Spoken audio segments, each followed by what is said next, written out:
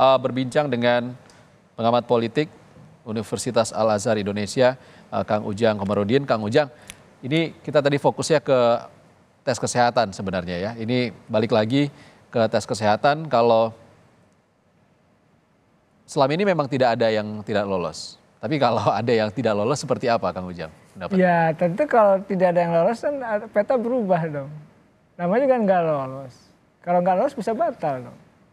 Ya ini berita besar. Ya berita besar. Jadi saya meyakini ya semuanya akan lolos seperti ya tahun-tahun sebelumnya begitu. Jadi saya melihat ya mungkin tadi secara objektif memang kesehatannya bagus, baik semuanya tadi yang kita katakan secara kasat mata gitu kan. Kan tadi kalau tidak sehat ya kenapa nyalon kan begitu. Kalau sakit kenapa mau jadi capres dan cawapres kan begitu. Kalau mereka nyalon artinya kan mereka harus siap dengan ketahanan tubuh ya. Olah pikir juga terkait dengan jasmani dan rohani itu. Karena menjadi capres cawapres kan sangat berat. Menjadi presiden wakil presiden sangat berat, membangun mengelola ya 200 kurang lebih ya 70 juta jiwa rakyat Indonesia, dan kita negara besar yang tentu tadi harapan rakyat akan ada pada pundak dua presiden dan wakil presiden yang terpilih nanti. Oleh karena itu ya kenapa Kompas TV menghadirkan tadi soal kesehatan itu menjadi penting. Karena dengan gini Bang, kalau orang sehat itu bisa melakukan apapun. Oke. Ya, apalagi nih seorang presiden, wakil presiden. Saya aja misalkan sebagai manusia biasa, sebagai dosen gitu ya. Kalau nggak sehat ya nggak bisa ngajar juga. Kalau nggak bisa sehat kita juga tidak bisa beraktivitas. Kalau tidak sehat kita tidak bisa melakukan apapun. Oleh karena itu ya dalam konteks soal tes kesehatan capres-cawapres ini yang akan diumumkan ya oleh KPU, ini menjadi dasar, menjadi penting karena itu dalam konteks penyelenggaraan negara ya tidak lepas dari persoalan kesehatan. Oleh karena itu saya meyakini ya tadi Bang Ihsan katakan akan lolos semua, kan tidak yang lolos karena tadi kalau tidak lolos ada konsekuensi, akan peta berubah dan lain sebagainya. Ya, saya meyakini seperti 5 tahun sebelumnya, lalu ke belakang juga 10 tahun sebelumnya, bahwa ya semuanya lolos, semuanya mengikuti kontestasi ya. Tadi yang penting bagaimana sesungguhnya dokter menilai dengan objektif, dengan independen, dengan integritasnya. Begitu juga hal yang sama dilakukan oleh KPU dengan tanggung jawabnya. Sehingga proses tes kesehatan itu termasuk pengumumannya dinilai oleh publik itu sebagai sesuatu yang objektif. Tidak ada fitnah-fitnah, tidak ada serangan kepada misalkan figur tertentu, capres tertentu yang diduga A, B, C lain sebagainya itu penting. Tadi untuk menghindari hoax, untuk menghindari tuduhan, untuk menghindari fitnah dan lain sebagainya. Oleh karena itu tadi saya meyakini ketika ketiga capres-cawapres itu dinyatakan lolos, ya memang betul-betul objektif mereka adalah capres-cawapres yang sehat secara jasmani dan rohani. Oke, Kang Ujang, kalau kita kembali ke sejarah kita di 2004, pemilu 2004 yang diikuti 6 pasangan calon presiden, calon wakil presiden, salah satu calon tidak dinyatakan lolos. Itu terjadi pada capres Gus Dur, Abdurrahman Wahid dan Marwah Daud.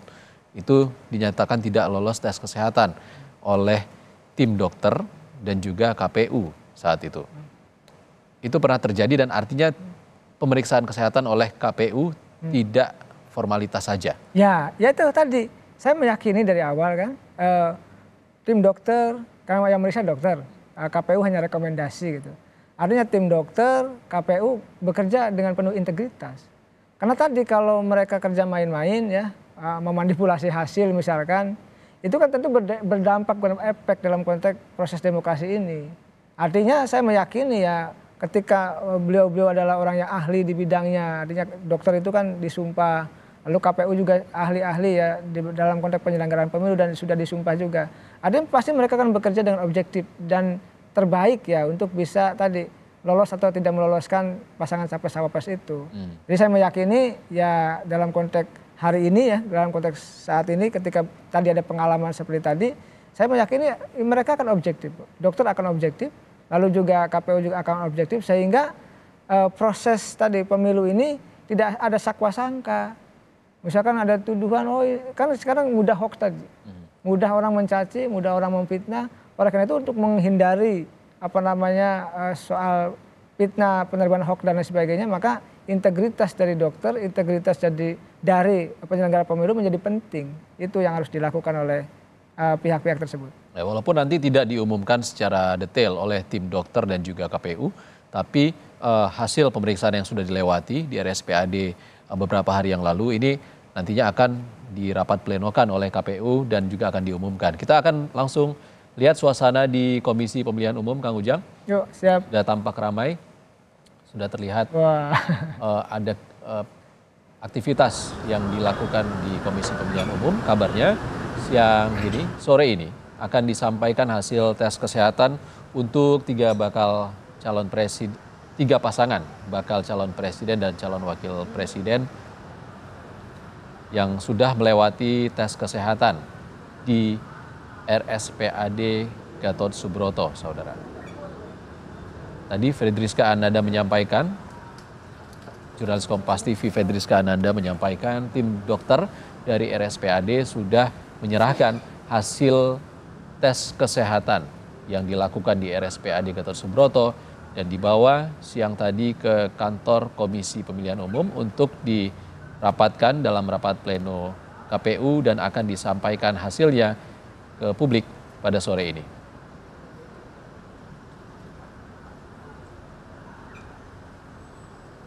Kita masih menunggu KPU yang akan menyampaikan hasil tes kesehatan. Tadi disampaikan oleh jurnalis Kompas TV Fedriska Ananda.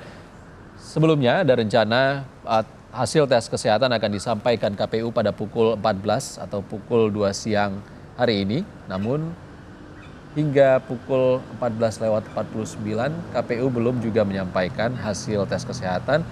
Dan kita juga sama masih menunggu, Kang Ujang, kalau terkait dengan tes kesehatan ini pernah ada yang tidak lolos, Gus Dur dan juga calon wakilnya saat itu.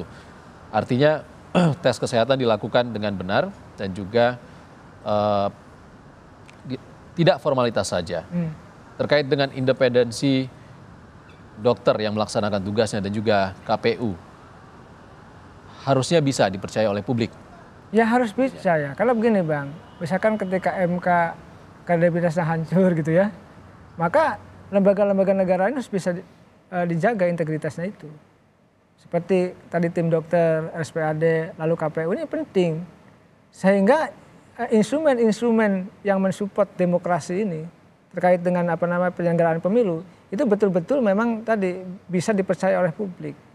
Karena ini kan public trust ya. Ketika begini kalau hasil pemilu lalu prosesnya juga tidak bagus, ada manipulasi, tidak independen, tidak objektif, maka hasilnya juga tidak akan bagus. Hasilnya tidak akan dipercaya oleh publik. Kan pemilu itu soal kepercayaan. Kepercayaan masyarakat menitipkan suaranya ya kepada pemenang kan. Makanya yang mayoritas itulah yang menang karena kepercayaan publiknya tinggi terhadap capres-capres tertentu.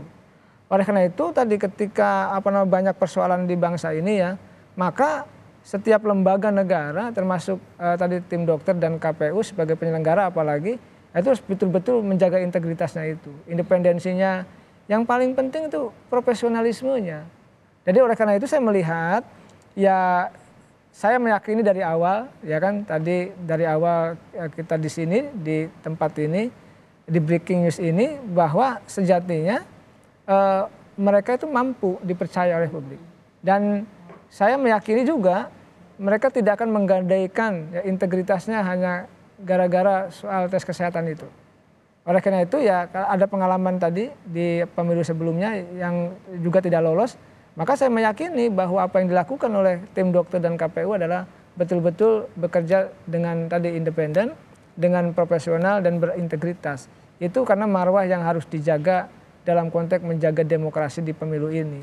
Kalau tidak mohon maaf akan runtuh kepercayaan publik. Kalau sudah runtuh kepercayaan publik maka ya pemilik itu akan terdelegitimasi gitu. Ini kan menjadi persoalan. Nah, sedangkan kita ingin menghadirkan sosok pemimpin capres-cawapres yang menang itu yang memiliki legitimasi yang tinggi, yang dipercaya oleh publik.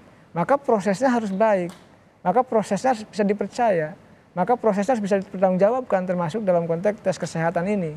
Nah ini menjadi tanggung jawab tim dokter dan KPU untuk bekerja ya untuk kepentingan masyarakat bangsa dan negara. Itu yang harus dijaga. Kalau 2004 Gus Dur dan Marwah Daud pernah tidak lolos, Kang Ujang, dan di sana Abdurrahman Wahid tidak terima dan juga menggugat hasil keputusan dari tim dokter dan juga KPU. Itu terkait dengan indikatornya memang tidak diceritakan secara detail. Kenapa tidak diceritakan secara detail saja agar ini tidak bisa menjadi prasangka buruk? Ya mungkin tadi soal rekam jejak medis pribadi itu kan memang tidak bisa disampaikan, rahasia, privasi itu yang saya tahu ya, karena saya pernah medical check up di kampus gitu ya, di klinik tertentu gitu, itu tidak bisa kita sendiri yang tahu dan sifatnya rahasia gitu untuk kepentingan sendiri gitu. Oleh karena itu saya meyakini apa yang terjadi 2004 lalu gitu terkait dengan Gus Dur dan Marwah Daud ya, yang tidak diloloskan ya oleh tim dokter termasuk oleh KPU. Tentu kenapa tidak dibuka? Saya meyakini bahwa itu adalah terkait dengan rahasia pribadi tentang rekam jejak medis seseorang atau tokoh tertentu. Ya memang ada keinginan dari publik kenapa tidak dibuka saja sih, agar tidak ada sakwa sangka. Tetapi ada kode-kode etik ya yang harus dijaga memang oleh tim dokter maupun KPU. Sehingga tadi ya Gus Dur menggugat lain sebagainya tetap saja tidak muncul gitu ya katakanlah kesalahan terkait dengan kesehatannya itu, apa yang mengganggu kesehatannya itu. Tetapi saya meyakini ya saya sih tidak menyalahkan siapapun, tentu tim dokter mungkin juga sudah bekerja dengan maksimal dan objektif, seobjektif mungkin. Karena kan kalau membalikan keadaan yang sehat jadi sakit, yang sakit jadi sehat, ini justru menjadi problem. Oleh karena itu dalam konteks membangun bangsa termasuk menjaga kualitas demokrasi dan pemilu kita, maka persoalan tadi soal lolos tidak lolos itu ya kita serahkan ke tim dokter yang memang bekerja dengan keahliannya yang berintegritas begitu. Dan sesuai standar yang sama untuk 3 pasangan baca pres dan juga baca wapres. Itu ada unsur keadilannya di situ. Terima kasih Kang Ujang Komarudin, pengamat politik Universitas Al-Azhar Indonesia sudah bergabung bersama kami di Breaking News Kompas TV. Kami masih menantikan hasil tes kesehatan yang akan disampaikan KPU.